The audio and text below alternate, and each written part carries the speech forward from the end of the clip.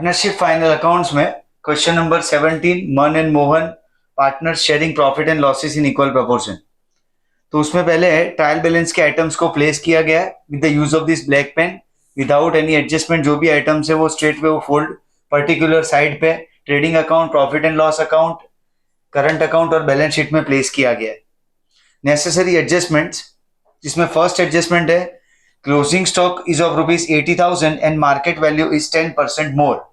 अब जब more value दिया जाता है यानी मार्केट वैल्यू ज्यादा है बुक वैल्यू से, तो हमें हमेशा लीस्ट वैल्यू लेना होता है एज पर कंजर्वेटिज्म प्रिंसिपल।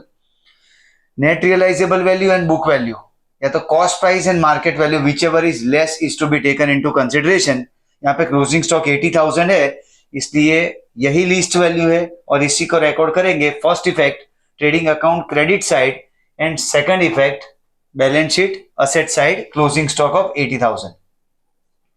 नेक्स्ट एडजस्टमेंट है depreciation on machine and building is to be provided at 10%। तो मशीनरी में से मशीनरी 1,50,000 का ओपनिंग बैलेंस है, साथ साथ ट्रायल बैलेंस में एडिशनल मशीन दिया गया 40,000 और उसका डेट ऑफ एक्विजिशन है 1/4/16 मीन स्टार्टिंग डेट है, और इसलिए इस पे भी होल ईयर डेप्रिसिएशन चार्ज करेंगे। इसलिए टोटल 1,90,000 का 10% 19,000 annual depreciation and after depreciation book value is 1,71,000. This depreciation will be shown on the debit side of profit and loss account. Depreciation on machine 19,000. Next है building का depreciation और वो भी 10% है। Building की वैल्यू है 2,50,000, उसका depreciation 25,000, so outer column value आएगी 2,25,000। And second effect of depreciation on profit and loss account debit side depre on building 25,000। Next adjustment is debtor of 10,000 is declared insolvent and 50% amount is recoverable, and this 50% is been declared by the official receiver appointed by the court and 5% is to be provided for bad debt reserve. अब ये particular adjustment इस question का most technical adjustment है, यानी debtors पे हमें bad debts and bad debts reserve के adjustment पास करने हैं, लेकिन before that last adjustment of sales return is to be taken into consideration. क्योंकि जब भी किसी भी आइटम पे, जैसे एसेट का कोई आइटम हुआ जिस पे डेप्रिसिएशन का एडजस्टमेंट है, या डेटर्स के आइटम पे कोई बैड डेट रिजर्व का एडजस्टमेंट है, और उस पर्टिकुलर एस्पेक्ट में अगर कोई रेक्टिफिकेशन है तो रेक्टिफिकेशन एंट्री हमें पहले पास करनी है। तो ध्यान रख के पहले डेटर को रेक्टिफाई करना है, इसलिए 2,000 रुपीज का जो सेल्स रिटर्न है अनरिकॉर्डेड सेल्स रिटर्न, उसकी एंट्री पहले करेंगे, यानी सेल्स में से minus unrecorded sales return, and second effect debtors में से माइनस अनरिकॉर्डेड सेल्स रिटर्न, जिसकी वजह से हमारे पास रेक्टिफाइड डेटर्स की वैल्यू आएगी 23,000। अब नाउ आउट ऑफ 23,000 एक डेटर है 10,000 रुपीज का जो इंसॉल्वेंट डिक्लेयर हुआ है। इंसॉल्वेंट डिक्लेयर होने पे जो भी इंसॉल्वेंट पर्सन है उसकी एसेट्स को पोजीशन में लेने के लिए कोर्ट थ्रू एक पर्सन अपॉइंट होता है जिसे ऑफिशियल रिसीवर या असाइनी कहा जाता है।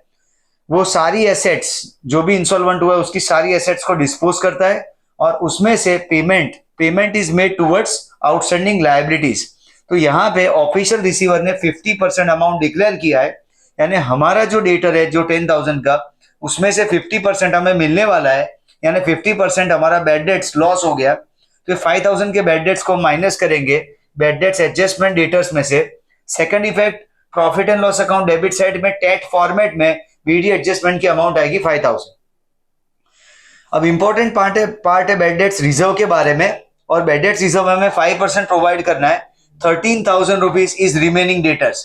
टोटल डेटर्स पहले 25,000 के थे, उसमें से अनरिकॉर्डेड सेल्स रिटर्न के बाद रेक्टिफाइड डेटर्स की अमाउंट 23,000 है, और उसमें से हमने बैड डेट्स एडजस्टमेंट 5,000 माइनस किया है। अब हमें बैड डेट्स रिजर्व प्रोवाइड करना है, और बैड डेट्स रिजर्व 5% है, 5% ऑफ डाउटफुल डेट्स। अब डाउटफुल डेट्स की अमाउंट है 13,000। यहाँ पे ध्यान रखना है कि स्टूडेंट्स 18,000 पे कैलकुलेट करते हैं और अमाउंट 900 लेते हैं।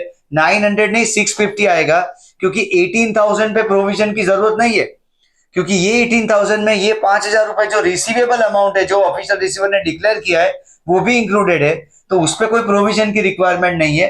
तो रिमेनिंग डेटर्स जो है 13,000 का, तो ये नोट प्रिपेयर करके रिमेनिंग डेटर्स पे 5% हम कैलकुलेट करेंगे पहले 650, और उसको ये 18,000 में से माइनस करेंगे तो नेट वैल्यू ऑफ डेटर्स आएगी 17,350। और ये बैड डेट्स रिजर्व एडजस्टमेंट की दूसरी इफेक्ट आएगी profit and loss account debit side, तो टोटल अमाउंट आएगा बैड डेट्स का जो फॉर्मेट है उसका आंसर आएगा 5650। उसके बाद 10% interest is outstanding on bank overdraft. Bank overdraft की अमाउंट है 3000 जिसका 10% होगा 300। तो एक effect profit and loss account debit side पे आएगी और दूसरा balance sheet liability side outstanding interest on bank overdraft. दूसरा है loan, loan of partner M1 है। अब इंपॉर्टेंट पॉइंट है, एक ही एडजस्टमेंट ऐसा है जो इंप्लाइड है विदाउट डेट विदाउट रेट, और वो है पार्टनर्स लोन। क्योंकि यहाँ पे रेट की जरूरत इसलिए नहीं है कि एज पर लॉ मैंडेटरी है 6% पर एनम, और दूसरी बात है डेट नहीं दिया इसलिए whole year interest is to be computed. तो जो M1 का लोन है 10,000 का, उसका 6% 600 रुपए का इंटरेस्ट होगा, जिसमें से 400 हम ऑलरेडी पे कर चुके। तो हम 200 रुपीज यहाँ पे प्लस करेंगे ताकि आउटर कॉलम 600 आए, और जो 200 प्लस किया है उसकी दूसरी इफेक्ट यहाँ पे बैलेंस शीट लायबिलिटी साइड पे outstanding interest on loan of partner M1 200। इसके बाद इंप्लाइड एडजस्टमेंट है 8% गवर्नमेंट सिक्योरिटी के बारे में। तो इन्वेस्टमेंट है गवर्नमेंट सिक्योरिटी का और वो है 30,000 का, और 30,000 की गवर्नमेंट सिक्योरिटी का 8% इंटरेस्ट 2,400। अगर हम ऑब्जर्व करें तो क्रेडिट बैलेंस में कोई इंटरेस्ट हमें मिला नहीं अब तक, इसलिए entire amount of interest is outstanding on investment. So accrued interest जो है interest on investment 2,400 and it's second effect will be balance sheet asset side 2,400। इसके बाद नेसेसरी आइटम को प्लेस करने के बाद बुक्स ऑफ अकाउंट्स को क्लोज करेंगे, जिसमें पहले ट्रेडिंग अकाउंट क्लोज होगा जिसका क्रेडिट साइड का टोटल 1,82,000 है, जिसमें से डेबिट के एस्पेक्ट सारे माइनस करने पे ग्रॉस प्रॉफिट की अमाउंट आएगी 71,500। It will be transfer to credit side of profit and loss account 71,500। फिर profit and loss account debit side has more total higher total of 74,700, जिसमें से क्रेडिट के आइटम माइनस करने पे नेट लॉस का amount आएगा 800। This net loss will be transfer to debit side of profit and loss appropriation account, और यहां से 800 रुपीज का डिविजिबल लॉस पार्टनर्स में डिस्ट्रीब्यूट करेंगे। इक्वल प्रॉफिट शेयरिंग रेशियो, इसलिए दोनों पार्टनर का एंटाइटलमेंट 400 रुपीज का आएगा। पार्टनर M1 के केस में debit side total is more compare to credit side, so difference जो हमें मिला है वो क्रेडिट साइड पे आया है करंट अकाउंट में। इसका मतलब इसका डेबिट बैलेंस है, क्रेडिट साइड डिफरेंस है, इसका मतलब डेबिट साइड टोटल ज्यादा है, तो क्रेडिट में डिफरेंस है यानी डेबिट बैलेंस, और डेबिट बैलेंस असेट साइड पे प्लेस करेंगे तो current account of M1 11,400। M2 के केस में क्रेडिट साइड का टोटल है 12,000, जिसमें से डेबिट की सारी आइटम माइनस करने पे डिफरेंस आएगा 7,100, इसलिए इसका क्रेडिट बैलेंस हुआ जो कि लायबिलिटी साइड शो करेंगे करंट अकाउंट ऑफ M2 7,100, जिसके साथ बैलेंस शीट का टोटल हमें मिलेगा 5,58,200। नेक्स्ट क्वेश्चन में भी नेसेसरी एडजस्टमेंट्स प्लेस किए यहाँ पे, और एस्पेक्ट्स ब्लैक पेन से शो किए गए जिसपे कोई एडजस्टमेंट नहीं है, straight way directly trading profit and loss capital और बैलेंस शीट में आइटम्स प्लेस की गई है।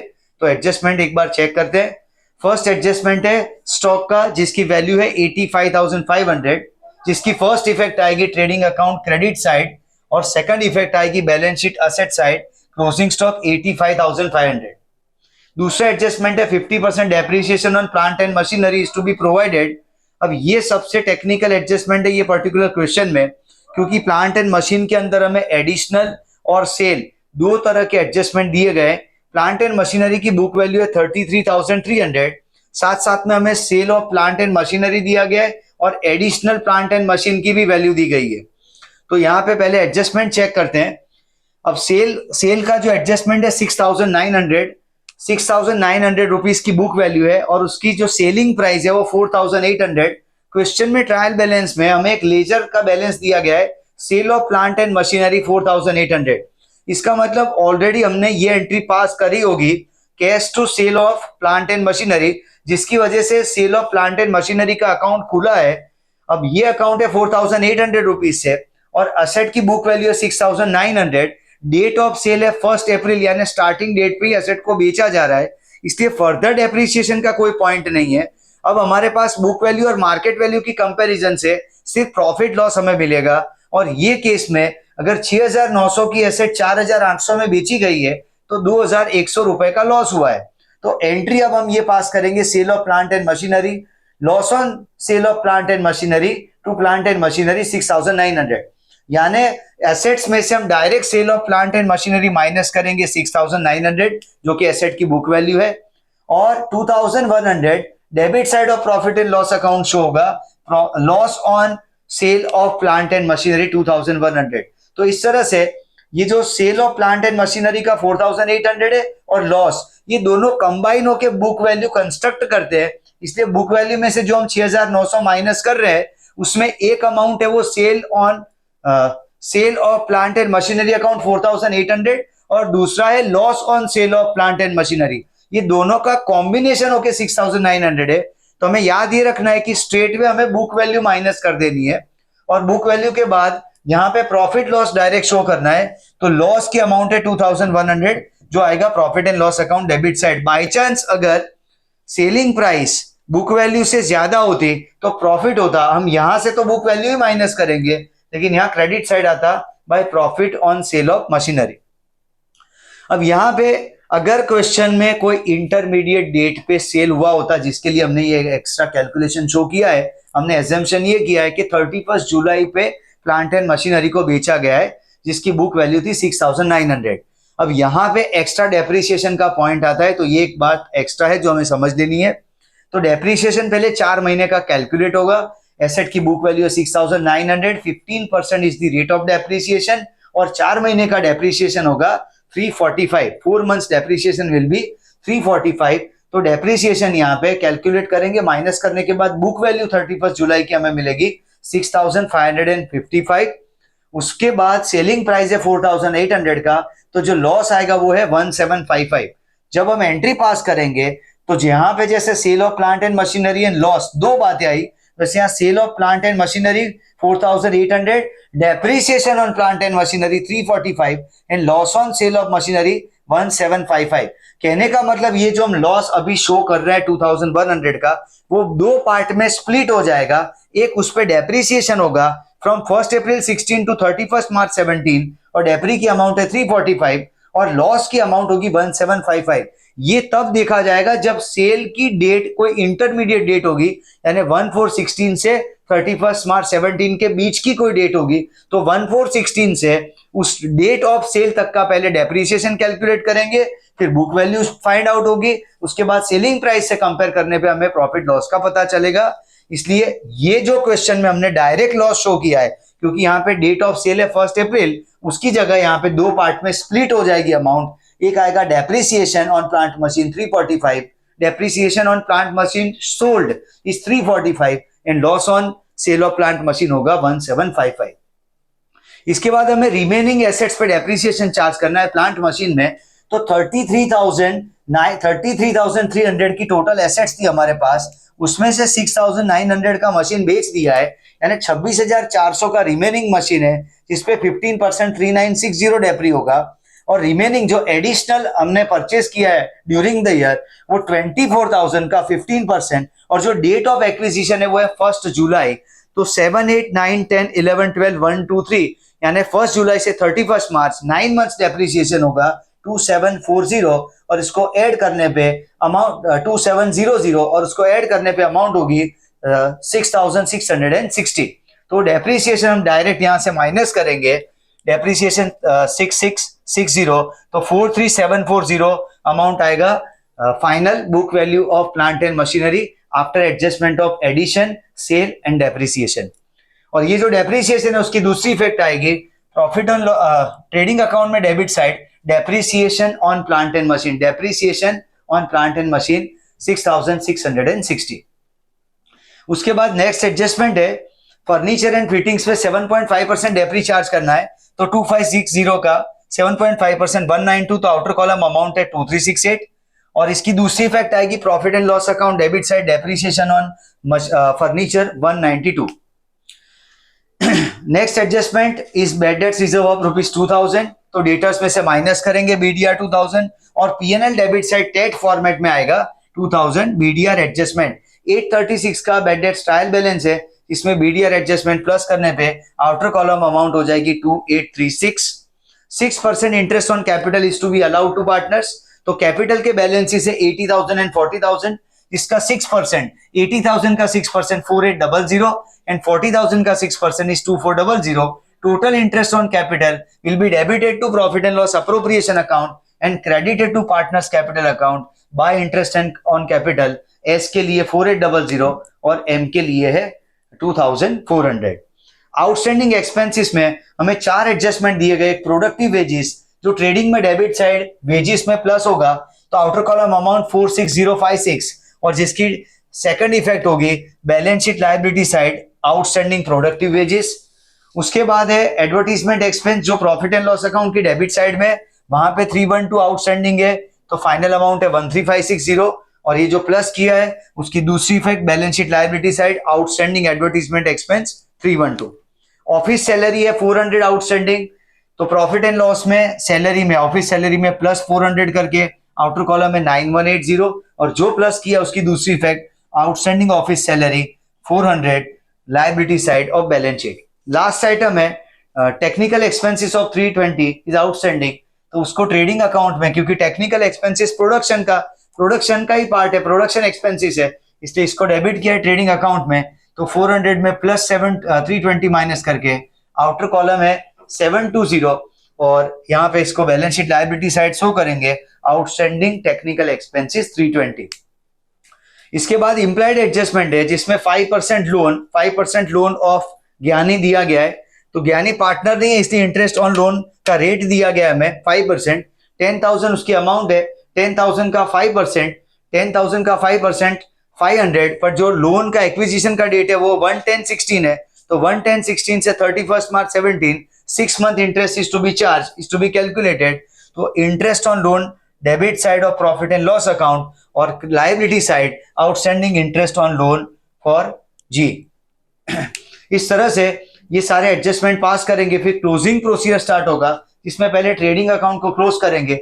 यहाँ पे ट्रेडिंग अकाउंट के आइटम्स ज्यादा है क्योंकि फैक्ट्री के रिलेटेड प्रोडक्शन के रिलेटेड एक्सपेंसेस ज्यादा है तो यहाँ पे ट्रेडिंग अकाउंट का क्रेडिट साइड का टोटल है 3,53,500 जिसमें से डेबिट एस्पेक्ट्स माइनस करने पे डिफरेंस हमें मिलेगा ग्रॉस प्रॉफिट के फॉर्म में जो है 68040 जो ट्रांसफर होगा प्रॉफिट एंड लॉस अकाउंट की क्रेडिट साइड पे ग्रॉस प्रॉफिट 68040 वहां से 68840 टोटल मिलेगा प्रॉफिट एंड लॉस का और डिफरेंस जो मिलेगा नेट प्रॉफिट के फॉर्म में वो है 32978.